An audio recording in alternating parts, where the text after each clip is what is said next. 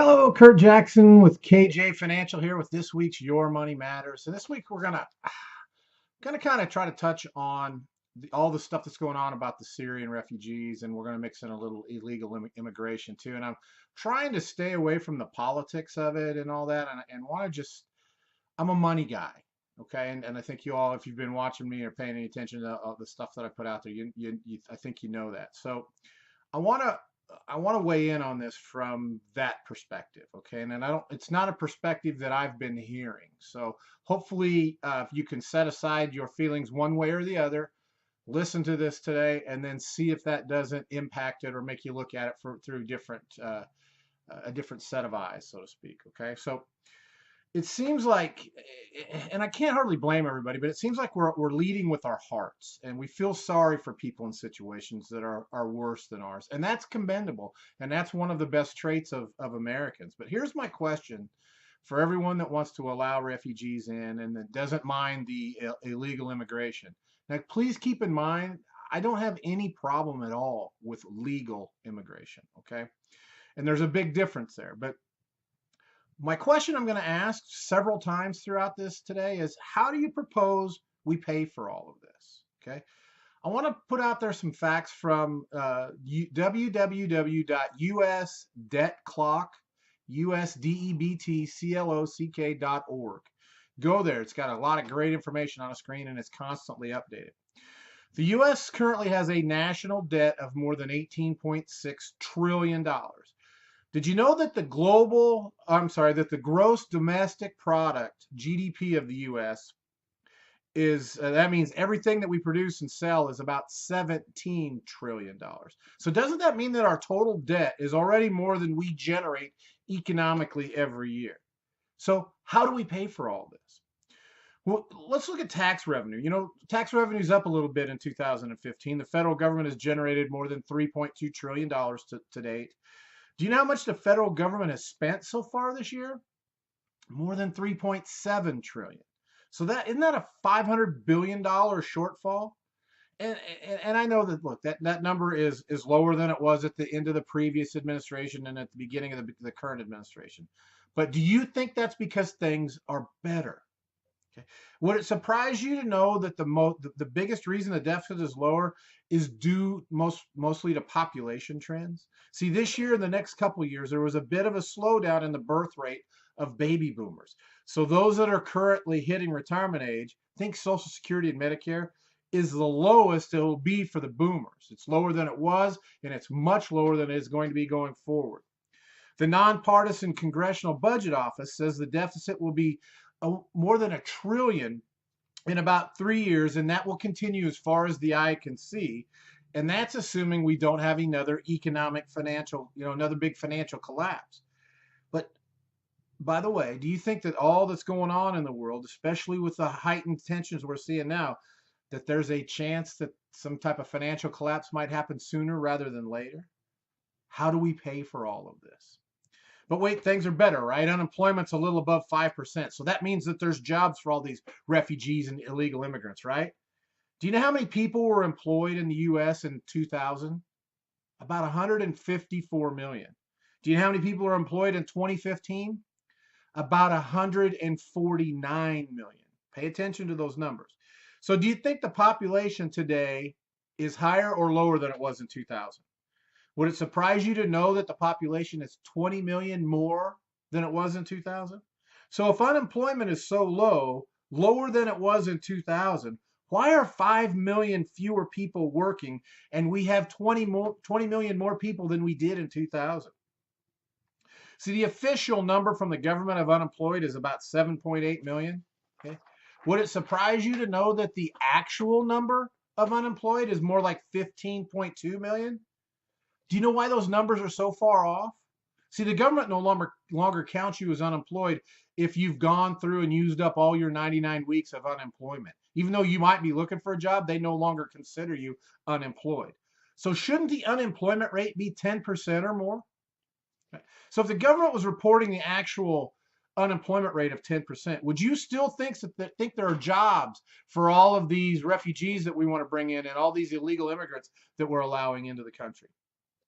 How are we going to pay for all of this? Do you know that Social Security Administration says that 75% of Americans make less than $50,000 and 86% of Americans make less than $75,000? How are we going to pay for all of this? Do you know that the total personal debt in America is more than $17 trillion? Do you know that means that's more than 53,000 per person? So a family of four has $212,000 in debt, and 86% of us make less than $75,000. How again can we afford to pay for this? Aren't interest rates really low now? Can they stay low forever? What happens to the budget deficit and your budget deficit, so to speak, your debt, if the interest rates go up? Doesn't that mean that interest costs go up? You know, the Congressional Budget Office predicts we're going to have a $57 trillion debt by 2030. That's just 16 years from now. If interest rates are just 5%, wouldn't that mean that total debt costs would be about $2.85 trillion? Aren't we taking in only about $3.2 trillion right now in federal tax revenue? How will we pay for Social Security, Medicare, and run the government? You know, programs like welfare and other government handout programs that we're thinking about using to pay for these types of things. I'll ask you again, how are we going to pay for this? Oh, wait, I know we can grow our economy to do this, thus growing tax revenues, right? Do you know the median income in 2000 was $28,778 per year?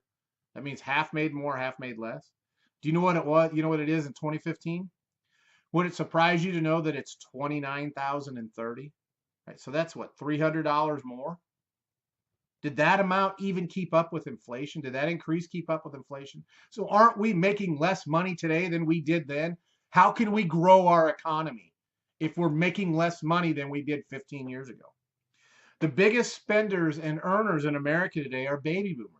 Aren't 10,000 of those a day hitting retirement age? So are they going to keep buying more things, or will they start buying less? Will their incomes go up or down in retirement?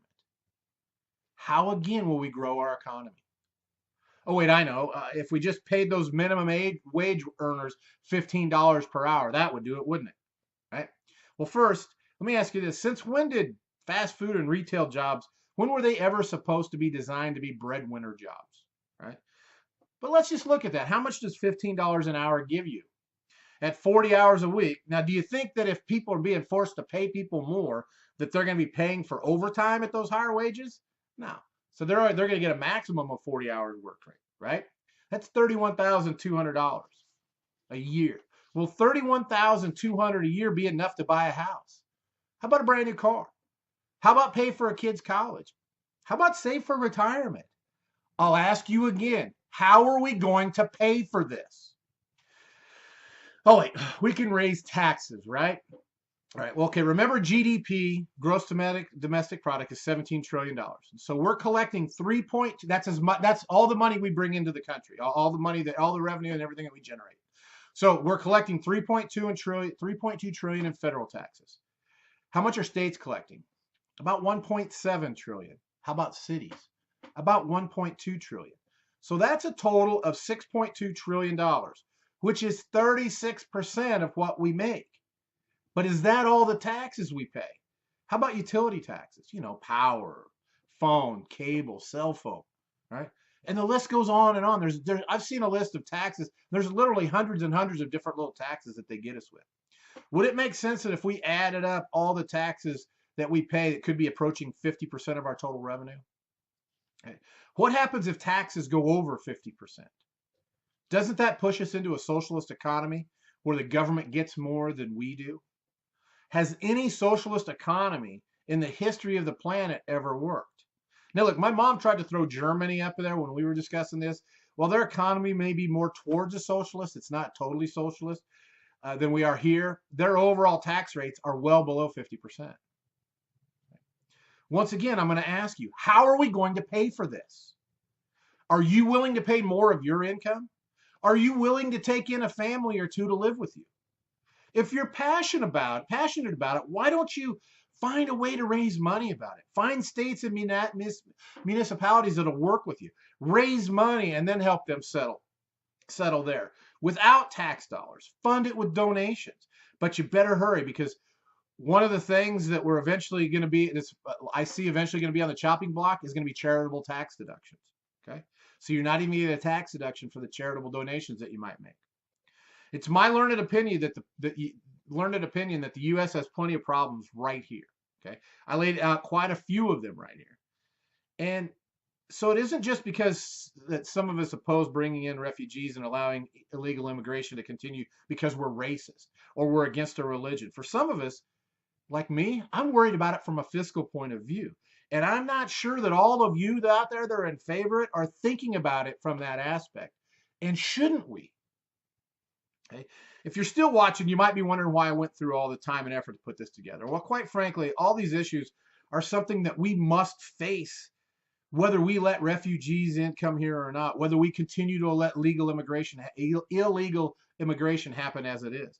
These are things that every American needs to be aware of, or they're going to end up in a world of hurt from a financial standpoint in the future. Okay. See, there's no good news in the world and there's no bad news. There's just news. What makes it bad or good is you and whether or not you've planned for it. Okay. If you've planned for it and bad things happen, you can enjoy tremendous benefits from it. If you don't plan for it, then when it happens, it can only be not only be bad news, but it could be devastating news. And of course, I'm talking about it from a financial standpoint. That's how I always talk about things. Which do you want it to be for you and your loved ones? Well, I know all of this sounds really ominous. Do you think that people made money during and after the Great Depression? How about the market crashes we had just from 2000 to 2002 and then again 2007 to 2009? Do you think some people made money from those things? Do you think people that made money had plans in place, or do you think they were just going about things willy-nilly? Which side do you want to be on? If you want to be on the side where you don't get hurt and are ready to grab at opportunities when they arise, don't you think you should be doing things differently? Don't you think maybe you should talk to someone such as me? Oh, sorry, that was a shameless plug on my part. That's thinking about these things, that might have plans that could work for you to do that, to protect you and to put yourself in position to take advantage of opportunities. I mean, do you think I'd go through all of this if I didn't have good ways to help people? I'm a good guy, maybe not that good. Okay. I, I do try to help people a lot, but it also a lot of the help that they might be able to get could be from me. So there's always that little self-serving element in this information that I give, but I try to give out information that everybody should know, and then they can make the decisions whether or not they want to do something about it, whether or not they want to do something about it with me, or whether they want to do something about it with someone else. All right. So if you'd like to make sure that the news is good for you, even though it may be bad for almost everyone else, then would it make sense for us to at least have a conversation? If you think we should, talk, if we should have that conversation, do you think it makes sense to have it before something bad happens, or do you think you want to wait until after something bad happens? Okay. Do you know when something bad is going to happen? I know I don't. Nobody does, right? So would it make sense to talk sooner than later?